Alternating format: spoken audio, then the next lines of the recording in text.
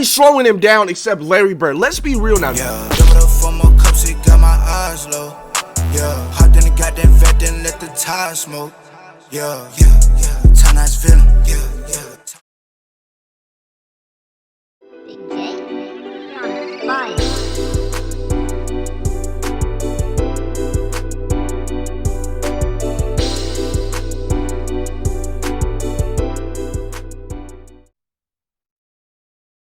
What's up, everybody? I'm your host. How you guys doing today? So good morning, guys. It's actually morning that I'm recording this video. It's pretty early, you know. I even got my bowl of cereal, but we're gonna be checking out 4 crazy stories that prove Larry Bird is the toughest player in NBA history. Now, you guys seem to go crazy when I do these Larry Bird reactions, and I don't mind doing them for y'all, because if that's what y'all like, then I'm gonna give y'all what y'all like, man. But pause, not like that either. But anyways, if you guys have any other videos you want me to check out, you let me know in the comment section below, and I'll try my best to get some as soon as possible. But if you're new to the channel, feel free to hit the subscribe button for me. We're like less than 20 subscribers away from 8K. I can't have the subscriber count because it was acting like a freaking retard this morning, so I couldn't put that up. But yeah, let's begin this video though, guys. Kobe Bryant, and most of us have actually seen with our own eyes how incredibly tough the guy was, trying to play on a freshly sprained ankle to wheel the Lakers to the playoffs. Kobe is tough, winning bro. the championship with a fractured finger. He's got a great case for being the toughest player in NBA history. But then there's Larry Bird, and many people don't know it, but he might have been equally as tough, if not tougher, than Kobe Bryant when it came to pain tolerance. Bird was such a warrior that he often didn't even like to let the team staff know he was hurt. That is until later in his career when his back had deteriorated. And you know what makes his ass great? This dude gets injured, and he gets right the hell back up. Ain't nobody slowing him down except Larry Bird. Let's be real now. Nobody is going to slow the fuck out of Larry Bird except himself. That is what makes him great, to an unbearable point. And because Bird was such a warrior, today I want to tell you guys 4 crazy stories about Larry Bird's insane level of toughness.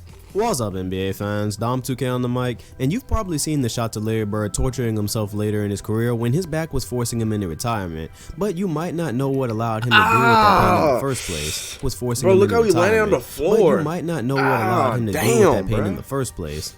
It turns out Larry was dealing with physical ailments even before he entered the league, before he'd ever played.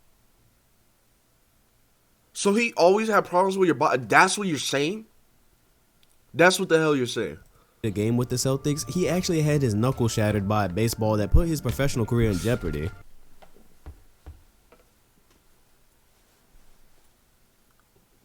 Your knuckle shattered with a baseball?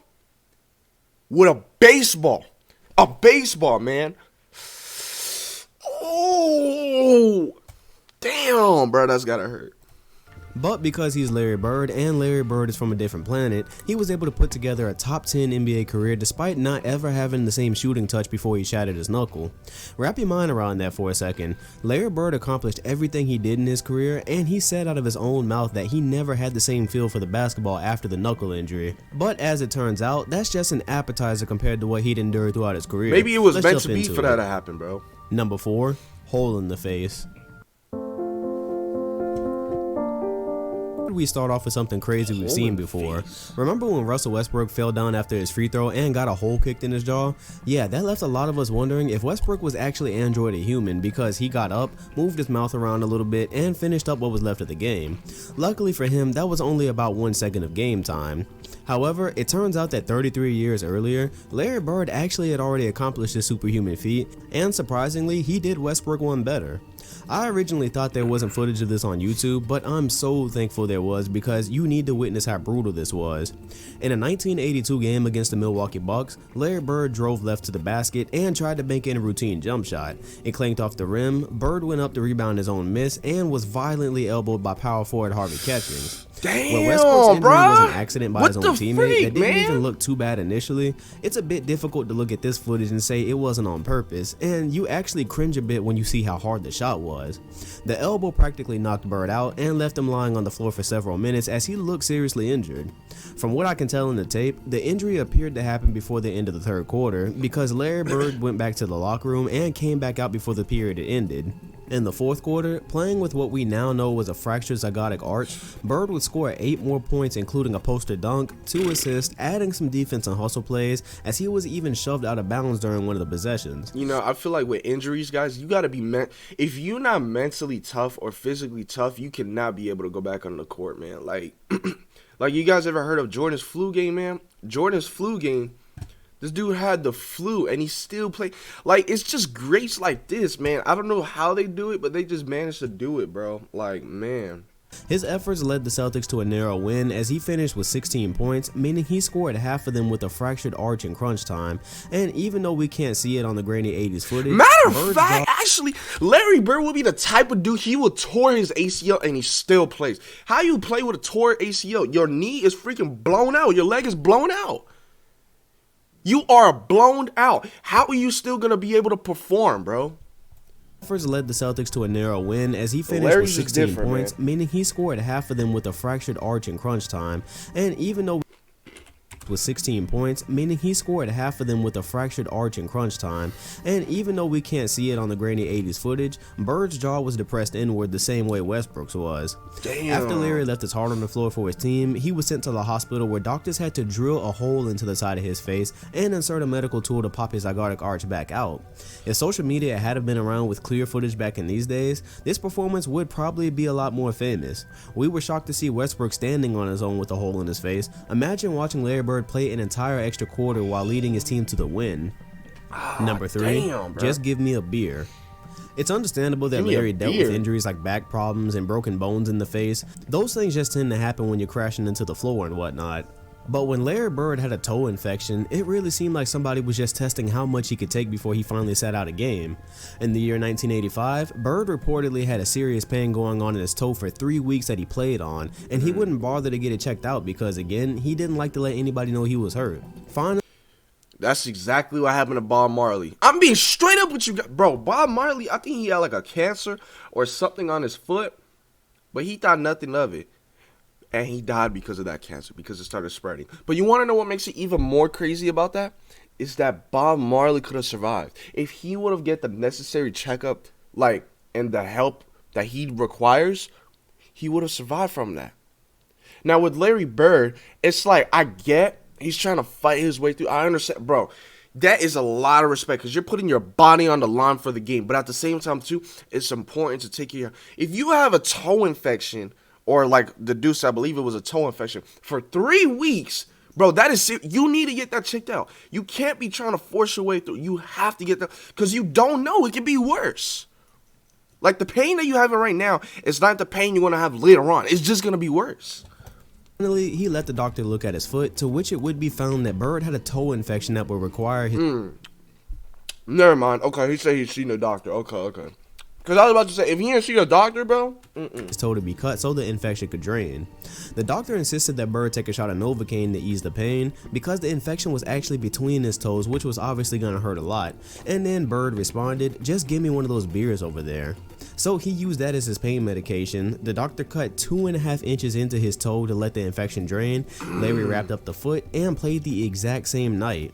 Unfortunately, I can't find any kind of information on when this game was, who it was against, or anything like that. I can't even see how he performed. But when he got done with the game, the wrap was obviously soaked in blood, and he was in considerable pain during the game. Wow. If it's anything like the other ridiculous games Bird had after some kind of injury that should have had him sitting for days, it's safe to say he performed well.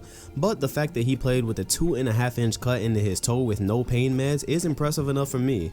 And then we got niggas nowadays in the NBA, bro. They be soft as hell, bro. They literally get a slap in the face. Like, nigga, get the fuck up, bro. It's a little ass slap, bro. These dudes back then, they literally got bodied. You know, the Pistons for back then, bro, those was a dirty team because they will hurt. Anytime you go against them Pistons, they will hurt you physically, bro. Some of these players nowadays would not survive against that Pistons team. And that's straight facts, bro. Number 2, double vision.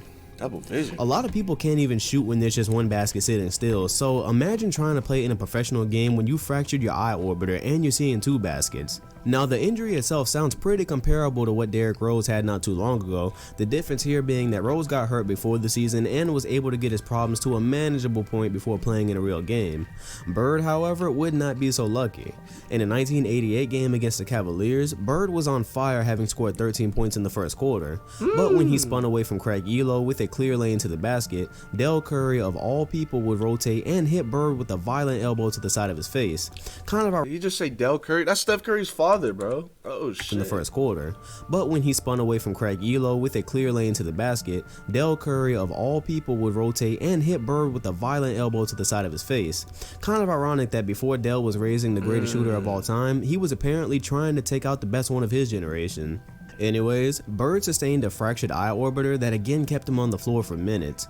He went on to the locker room for treatment, came back out like he had done 6 years earlier, only this time he would score 18 more points to put the finishing touch. Bro, that dude just lit up bam in his eye. Oh my god. Just on a 31-point game that included 5 rebounds, 3 assists, and 4 steals on 11 of 20 shooting. But the stats weren't even the most impressive part. According to Larry, he played the rest of this game with double vision, and as he described it, he saw 2 baskets for the rest of the game, leaving him to guess which one he had to shoot at. But that's not the best part either. Not only did he light Cleveland up, but we know double vision doesn't go away after one game. As we've already established, if there was any other option than to sit a game out, that's what Bird was going to do.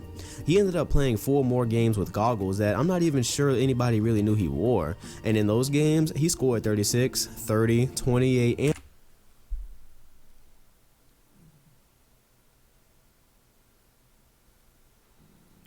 Does that just make other NBA players embarrassed, bro? Does that make him embarrassing?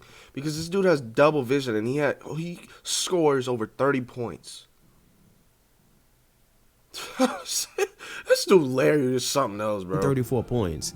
In typical Larry Bird fashion, he shot a staggering 55% from the field with that. Violent elbow, fractured eye orbiter, goggles, elite scoring, hitting on over half of his field goal attempts. Again, he's Larry Bird, and Larry Bird is from another planet.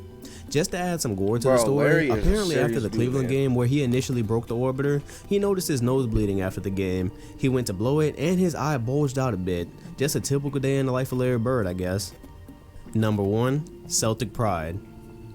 You hear all this talk about Celtic pride anytime we speak about the history, and Larry Bird contributed in big part to that as his career was wrapping up. Possibly the most famous scene from the ending of his career is the one we've all seen. Larry was diving for a loose ball, goes crashing to the floor as his head bangs against it violently, and he just lays there as if his body couldn't take it anymore. Truth be told, it really couldn't.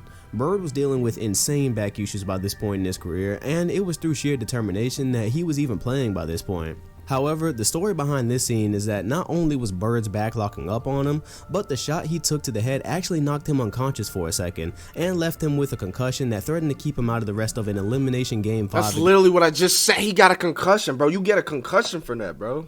Against the Pacers. By this point, Larry was 34 years old and had missed 22 games throughout the season, and his best days had been stripped from him by an ever-deteriorating back. He sat in the locker room debating whether to go back into the game as Boston had lost their edge without him, and most of the way through the third quarter, the advantage was with the Pacers. When Larry asked the doctor for advice, he said he should be done for the day, but by this point, we all know Larry just wasn't built like that. He was still breathing, so he went back into the game with the Celtics down by 3, while they were being cracked over the head by Chuck Persons, I might add. With Bird back in the game, Boston would go on a ridiculous... You're playing with a concussion. Bro, like, this is wild, bro. Like, 33-14 run and went on to win the game by 3 points, sending the Pacers home for the playoffs. Bird finished with 32 points, 9 rebounds, and 7 assists while shooting 63% from the field. But again, that's not the most shocking part of the story. According to teammates like Robert Parrish, when Bird hit the floor, they weren't sure he was ever going to play again. Remember that this happened at the end of Bird's career, and after back surgeries and having to lay in a fiberglass brace for hours just to be well enough to play, some thought that the fall he took meant the end of his career. And it probably would have been if Larry Bird was from Earth, but instead he went out and put up one of the most memorable playoff performances of all time, the kind of performance that really makes you sad that his career was really cut short by injury. So there you have it. These were 4 crazy stories that prove Larry Bird was likely the toughest player of all time. bro, how is it that the fact that I'm gonna stop the video right here because I wanted to check out 4 stories, you know. But how is it that the fact that this dude, bro, is like, you get a concussion, And not only you score over 30 points, you shoot 60. So it just, you know what it just shows, guys? It just shows that Larry Bird, bro, when he gets injured, he does bad. That's what it seems like. I mean, he's always been a great player, but when he gets injured, it's just like this fire comes out of him where you really can't stop. You really, really cannot stop him. Like, it kind of reminds me of Jordan's trash talk when Jordan, he'll have a nice game. If somebody trash talks him, that motherfucker goes off. He goes off, bruh. That's what it kind of reminds me of when it comes to Larry Bird with injuries, though. But, I mean, this just shows this makes Larry Bird tough, man. Seriously, this makes him really, really tough, man. That's crazy, bro. I mean, I don't even know what to say. That's just nuts, though.